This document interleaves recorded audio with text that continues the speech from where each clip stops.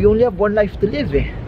We only have one life to live. Better make it count. Better do something that you're passionate about. Better do something that, because you love it so much, you will do something to fight for it. You will do your best so that you can win. You will do your best even if no one believes in you, because you love it, because you know what you're doing is making a difference. You will do your best. You will do as much as you can, and because you try to do as much as you can, you become so good at it that there will come a tipping point, that the tipping point will be your service or your product or the thing that you're passionate about. People will pay you for it.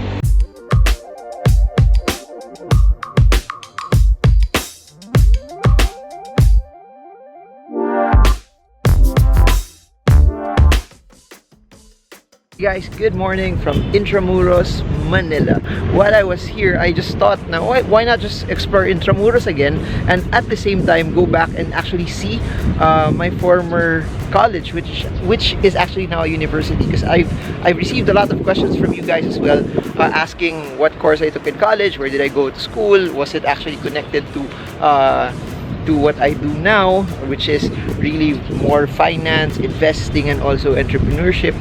For those who don't know, I graduated from Mapua Institute of Technology, which is now what they call Mapua University. I took up a degree, bachelor in science of electronics and communications in the engineering. Went in 2001. Graduated 2005. It was because Mapua is quarter sem, so instead of having a 5-year course, I finished it in around 4+ years. Then took the board exam the next year. Then went into IT just after the board exam. So with that comes a lot of the questions that you guys were asking as well. How did you do it, since you did not graduate from a finance, economics, or accounting course? How did you do what you're doing now, or what made you interested, or why didn't you even go do your course? There's nothing wrong with that. I have a lot of friends who are pretty much rock stars in what they do. They're good engineers. They're in telecommunications companies. Some are good design engineers doing a lot of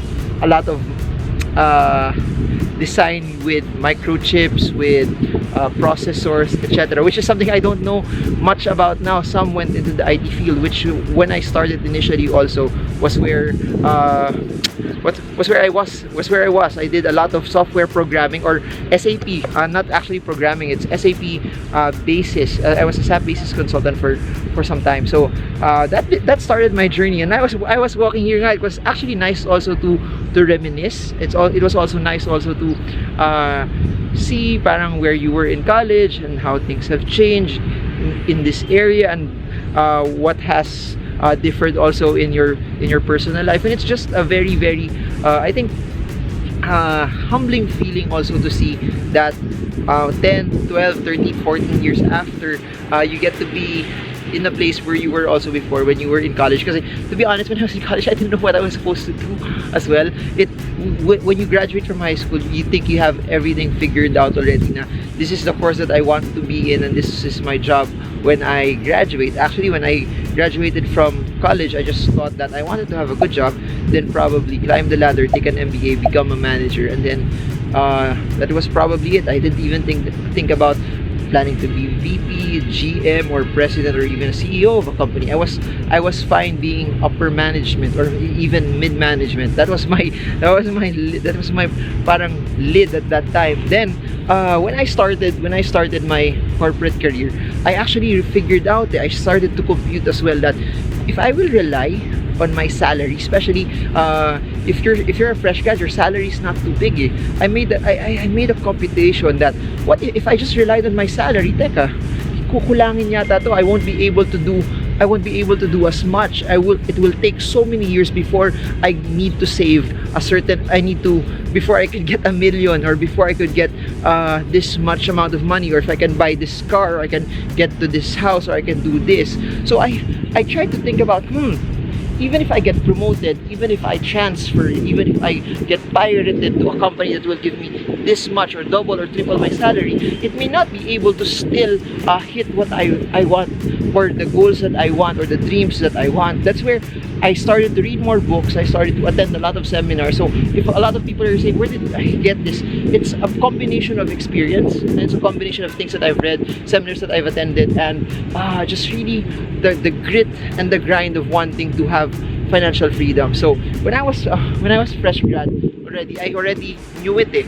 I had this burning desire, or I had this notion already na I won't be an employee forever. I gave myself a battle plan that by 40 I should be out of employment and doing what I want to do. It's just really a blessing that I was able to quit my job 2010. So that was around 27. I was around 27 years old at that time. So with my journey, I did a lot of entrepreneurial ventures, and for those who read the books, I shared pieces of my adventure there as well.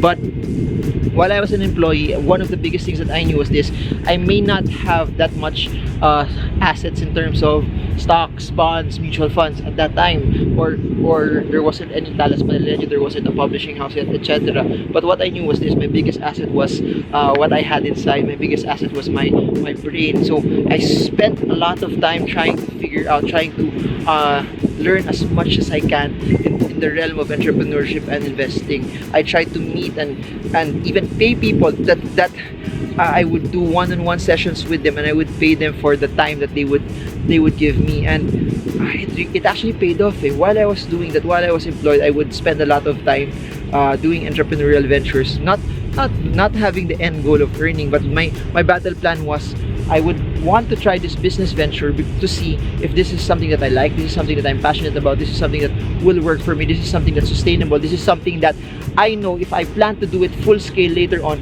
I would have a chance to actually make money from this, and it would be a sustainable business model. Because you have to understand this, especially if you want to be an entrepreneur. Entrepreneurship is not just about having capital. People think that, okay, sige, when I get this much capital, I'll resign already. That's not how it goes sometimes. If you have a lot of money, no experience, no knowledge, you will get a lot of experience later on, but you might lose that money, you might lose that capital. So that's what I did. With small amounts of money, I just tried to practice without the intent of making a stockpile of earnings from it, just to learn.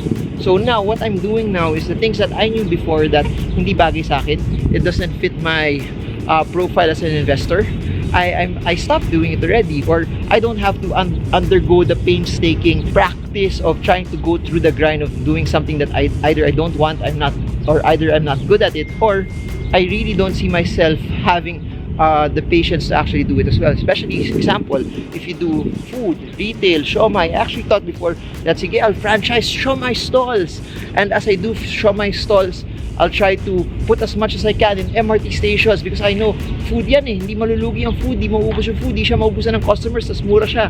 But it's hard. I realized that it's not for me kasi markups, margins for it are not as much. Then may nakawan pa, then may issue pa na dapat very detailed kasi inventory, and it wasn't something that I wanted. Anyways, so there, and then that's what led me to the stock market. When I started to have extra cash, I started to invest, and that's when I fell in love with trading, investing. And I actually started first, by the way, with mutual funds and VULs. I started with that.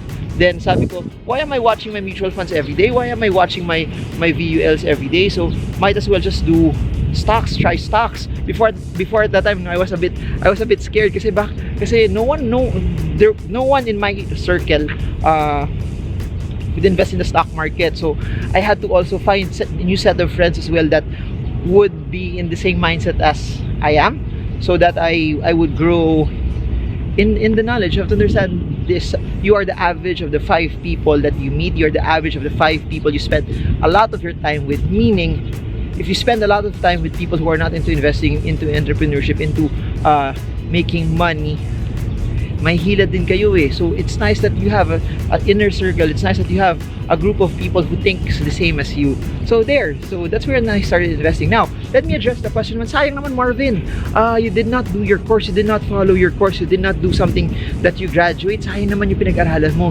But here's my take in that. We only have one life to live eh. We only have one life to live. Better make it count. Better do something that you're passionate about. Better do something that, because you love it so much, you will do something to fight for it. You will do your best so that you can win. You will do your best even if no one believes in you, because you love it, because you know what you're doing is making a difference. You will do your best. You will do as much as you can, and because you try to do as much as you can, you become so good at it that there will come a tipping point, that the tipping point will be your service or your product or the thing that you're passionate about. People will pay you for it. It's okay not to follow your college course if it's not something you love, if it's not something also you're good at, if it's not something you think you can possibly excel in. Kasi sayang, we only have limited time, and I suggest you do something connected to your purpose. You do something connected to what you believe you're supposed to do, to what you believe you're good at. We are all called to do something here in this earth. I believe that there's something that I can do specifically that you cannot do, but there's something also that you can do which I cannot do. And the only time we get to do that is we fulfill our purpose. We run with our passion. Don't be confined by the 9 to 5 if you think it's not for you. If you think it's for you, if you think you'll excel in that, you think that you love being an employee, you love climbing the corporate ladder, then go for it. But if you are a person who doesn't want the job security, you don't want financial security, but you want financial freedom, you want financial independence, this video is for you. This video might not be for everybody, but I'm telling you, if you have it in your heart already, I believe you click this video because you know that there's a point, there's something inside of you that's saying, no, I'm called to be an entrepreneur, I'm called to do something, I'm called to follow something that's unfamiliar, something that's different. Please remember this: nothing of significance is done if you play it safe. Nothing of significance is done if you don't take the risk. The risk is scary at times, but when it gets done, when you actually accomplish something, believe me, it's something that nothing can take away from you. It's something that goes above and beyond money itself. So I guess that's it. I don't know who this video is for. I was just supposed to talk about where I came from college, my course. But you don't have to let your past define you. You don't have to let your background define who you are. You don't have to let where you came from, what province you came from, define your future or where you started. What you do with the day determines how you will be in the future. And if you walk in what you're called to do, and you really don't stop, don't quit, no matter how hard it is, that's when the magic happens. And I really do hope that if you plan to be an entrepreneur, you plan to be a stock market trader, that you walk in it. Why? Because our country needs more and more and more and more investors and entrepreneurs like you. So that's it for now. This is nothing to do with the stock market, but I hope it helps you trade well, trade strong, trade smart. Marvin Germo from Intramuros and Mapua University. See you all again soon.